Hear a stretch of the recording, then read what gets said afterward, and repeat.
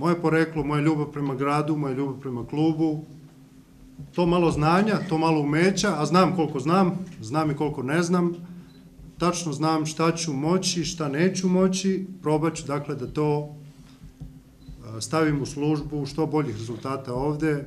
U prethodnom sazivu sam bio formalno potpredsednik, ali sam imao zadatke koji su se prvenstveno ticali mog osnovnog zanimanja, dakle medicine.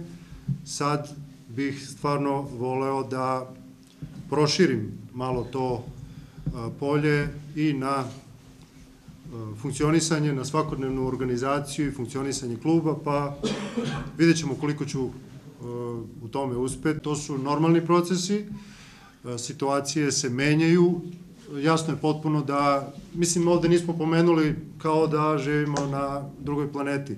Potpuno je jasno da mi živimo u vrlo krizna vremena. U Srbiji se ta kriza i tekako osjeća.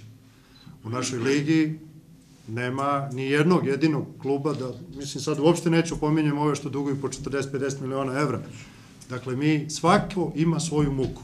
U toj muci se snalazimo na različite načine. Pokušaj Fudbalskog kluba Pazar da ovu muku sadašnju, koja nas je skolila, da proba da reši ovaj čovjek koji je pred vama.